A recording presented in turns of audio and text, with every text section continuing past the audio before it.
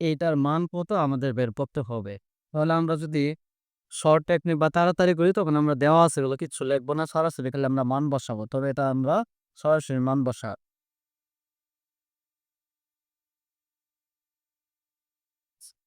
যেহেতু আমাদের বলে দিছে a সমান 1 তাহলে আমরা a এর জায়গায় 1 বসাবো তবে একটু পরে। এখানে কিন্তু মাইনাস গুণ আকারে আছে, মাইনাস গুণ আকারে আছে, মাইনাস গুণ আকারে আছে। এটা সমাধান আগে করি। তাহলে a মাইনাসে মাইনাসে প্লাস b মাইনাসে মাইনাসে প্লাস c a মাইনাসে মাইনাসে হচ্ছে প্লাস d।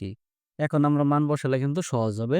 তাহলে a হচ্ছে 1 যোগ b হচ্ছে -1 -1 বসালাম একটা ব্র্যাকেট দিলাম যেহেতু দিয়ে চিহ্ন একসাথে আছে ইকুয়াল টু 2 বসালাম এবং d ইকুয়াল টু -2 এই যে -2 বসলাম দুটো চিহ্ন একসাথে হয়েছে আমরা কি দিব ব্র্যাকেট দেব।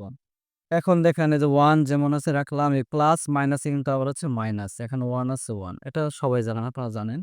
এই যে +2 এই যে প্লাস মাইনাস গুণ করলে হচ্ছে মাইনাস যখন একই রকম হবে একটা চিহ্ন প্লাস এবং একটা চিহ্ন যদি মাইনাস হয় এবং সংখ্যাগুলো যদি একই হয় তখন কিন্তু এটা বাদ যাবে 1 থেকে 1 বাদ দিলে হচ্ছে 0 2 থেকে 2 বাদ দিলে হচ্ছে কত 0 তাহলে আমরা কত আসলো আমাদের এটার উত্তর হচ্ছে কত 0 বা 0 তাহলে এটার মান কোথায় আছে আমরা দেখব এই যে ক নাম্বার হচ্ছে কত 0 এটাই হচ্ছে আমাদের কিন্তু উত্তর। আজকে যে অঙ্কটা নিয়ে এসেছি এটা হচ্ছে গত পর্বের মতো অনুরূপ তবে মান পার্থক্য আছে। আর এগুলো পরীক্ষা কিন্তু হয় বিসিএস, প্রাইমারি, নিবন্ধন এবং অন্য কিন্তু মন্ত্রণালয় পরীক্ষাগুলো এসে থাকে। শেষ পর্যন্ত দেখুন। এখানে যে মান দেওয়া আছে সমান 1, বি ও 1, সি সমান 2 এবং ডি সমান কিন্তু 2 দেওয়া আছে। তো সবই ধনাত্মক মান দেওয়া আছে। তাহলে আমরা প্রথমে লিখি প্রদত্ত রাশি। যেখানে আমরা মানটা বসাবো এটা লিখি প্রদত্ত রাশি a minus minus B minus minus C minus D.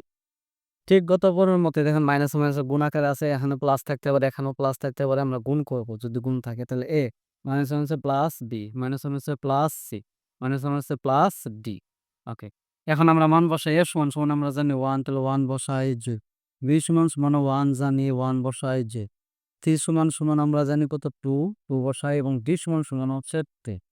এগুলা কিন্তু মানের মধ্যে মাইনাসও থাকতে পারে বা আরো বড় মান থাকতে পারে। তাহলে ১ আর ১ যোগ করলে হচ্ছে ২, ২ আর ২ যোগ করলে হচ্ছে ৪, ৪ আর ২ হচ্ছে ৬। এই ৬ হচ্ছে আমাদের সঠিক উত্তর। এই যে নম্বর হচ্ছে ৬।